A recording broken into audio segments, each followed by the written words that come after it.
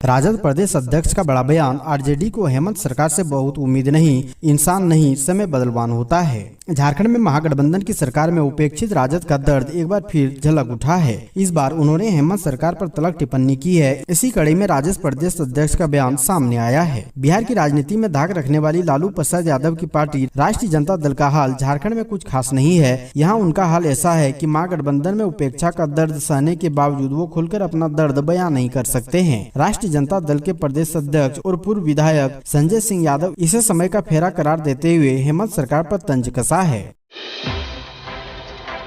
सांसद बीडी राम ने केंद्र सरकार की उपलब्धियों को गिनाया। बोले 9 साल सेवा, सुशासन और गरीब कल्याण का। केंद्र सरकार के 9 वर्ष का कार्यकाल पूरा होने के उपलक्ष्य में भारतीय जनता पार्टी देश स्तर पर महाजनसंपर्क अभियान चला रही है। विभिन्न प्रकार के कार्यक्रमों के माध्यम से जनता के बीच केंद्र सरकार की उपलब्धियों को बता रही है। इसी के तहत पलामू संसदीय क्षेत्र के सांसद विष्णु दयाल राम ने होटल निर्वाणा में कहा कि वर्ष 2024 के पूर्व में निकम्मी यूपीए सरकार शासन में थी। देश में घोटाले पर घोटाले हो रहे थे। देश पॉलिसी पैरालिसिस से निकलकर विकास की नई ऊंचाइयां छू रहा है। भारतीय जनता पार्टी नीति एनडीए झारखंड की केंद्र सरकार प्रधानमंत्री नरेंद्र मोदी के नेतृत्व में जन कल्याण से लेकर देश के आर्थिक विकास से जुड़ी योजनाएं क्रियान्वित हो रही है।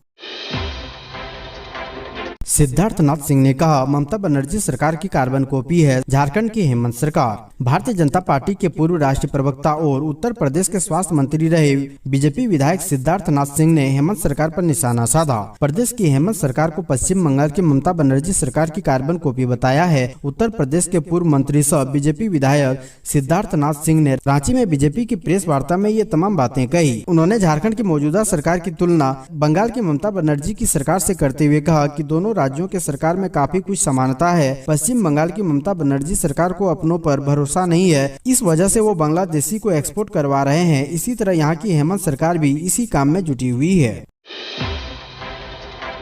अर्जुन मुंडा ने गिनाई केंद्र सरकार की 9 वर्ष की उपलब्धियां। जनजातीय मामलों के केंद्र मंत्री और खुट्टी के सांसद अर्जुन मुंडा ने गुरुवार को जिला भाजपा कार्यालय में प्रेस कॉन्फ्रेंस में केंद्र सरकार की 9 वर्षों की उपलब्धियों को गिनाया। उन्होंने कहा कि सेवा, सुशासन और गरीब कल्याण को आधार बनाकर केंद्र सरकार ने 9 वर्षों में जो काम किया है वे अभूतपूर्व है। विकासवाद को महत्व देने और नई कार्य संस्कृति को विकसित करने के कारण ही सभी वर्ग के लोगों में आज सकारात्मक बदलाव नजर आ रहा है। मुंडा ने कहा कि प्रधानमंत्री के कुशल नेतृत्व का ही नाम है कि आज शासन की सोच सत्ता के रूप में नहीं बल्कि सेवा के रूप में परिवर्तित हो गई है। सबका साथ सबका विकास की भावना से काम कर रही सरकार ने सबको समान रूप से आगे बढ़ाने का अवसर प्रदान कर रही है।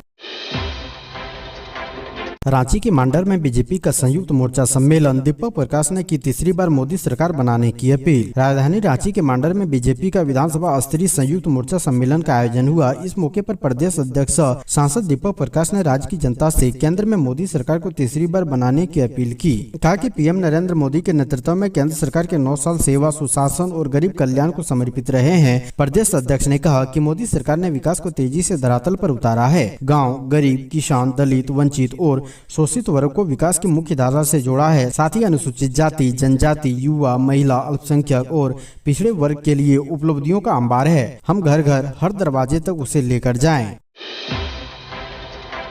आजसू का मिशन 2024। 22 जून को पूरे राज्य में संकल्प दिवस मनाएगी पार्टी। लोकसभा चुनाव को लेकर एक तरफ जहां चुनाव आयोग तैयारी में जुटा है, वहीं दूसरी ओर राजनीतिक दल भी तैयारी में जुटे हैं। इसी के तहत आजसू पार्टी 22 जून को राज्य भर में संकल्प दिवस मनाने जा रही है। संकल्प दिवस पर आजसू द्वारा सभी जिला एवं विधानसभा क्षेत्र में संकल्प सभा आयोजित किया जाएगा। पार्टी द्वारा संकल्प सभा को ऐतिहासिक बनाने की तैयारी शुरू हो गई है। आजसू प्रवक्ता डॉक्टर देवशरण भगत के अनुसार संकल्प दिवस के अवसर पर आजसू पार्टी के नेता, कार्यकर्ता एवं समर्थक राज्य की मर्यादा एवं जनमन की सुरक्षा के संकल्प के साथ साथ वैचारिक मूल्यों को बचाने तथा पार्टी की विचारधारा को जन जन तक पहुंचाने का संकल्प लेंगे। झारखंड सरकार के कांग्रेस कोटे से बने मंत्रियों में चिंता, विभाग में हो सकती है फेरबदल। झारखंड सरकार में कांग्रेस कोटे से बने मंत्री एक बार फिर कांग्रेस पार्टी केंद्र नेतृत्व से नाराजगी जाहिर की है। सूत्र की माने तो कांग्रेस कोटे से बने मंत्रियों के विभाग बदले जाने की संभावनाएं व्यक्त की जा रही है। 4 वर्षों के कार्यकाल के बाद अंतिम समय में कांग्रेस कोटे के कई मंत्रियों के विभाग बदलने जा रहा है। सभी कांग्रेस के मंत्री केंद्र नेतृत्व की ओर टकटकी लगाए बैठे हैं कि हमारी मंत्री पद सरकार चलने तक, आगामी चुनाव तक बने रहने दिया जाए। इस मामले की जानकारी पूछताछ कांग्रेस प्रवक्ता राकेश सिन्हा से की गई तो उन्होंने कहा कि यह मीडिया की उपज है। अभी तक कांग्रेस पार्टी का केंद्र नेतृत्व से ऐसा कोई भी निर्णय नहीं लिया गया है।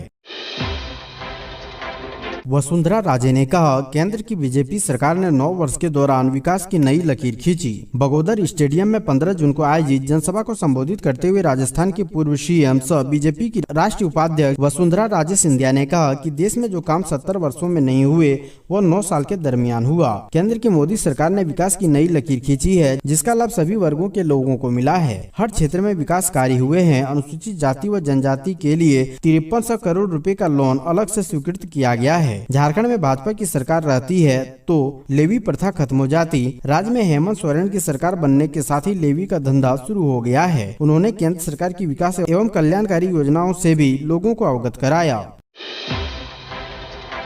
विधायक सीपी सिंह सहित झारखंड के दर्जनों विधायक पहुंचे मुंबई। राष्ट्रीय विधायक सम्मेलन में करेंगे शिरकत। मुंबई में देश भर के विधायक और विधान पार्षद का महाजुटान है। जियो वर्ल्ड कनेक्शन सेंटर में आयोजित राष्ट्रीय विधायक सम्मेलन का आयोजन 16 जून से शुरू हो रहा है। इस सम्मेलन में शामिल होने झारखंड से पक्ष विपक्ष के 2 दर्जन से अधिक विधायक पहुँचे हैं। विधायकों ने गुरुवार को राष्ट्रीय विधायक सम्मेलन में शामिल होने के लिए रजिस्ट्रेशन कराया। सम्मेलन में 16-17 जून को अलग अलग एजेंडों पर संवाद होगा। बता दें कि विभिन्न राज्यों से 2500 से ज्यादा विधायक इस सम्मेलन में शामिल होंगे।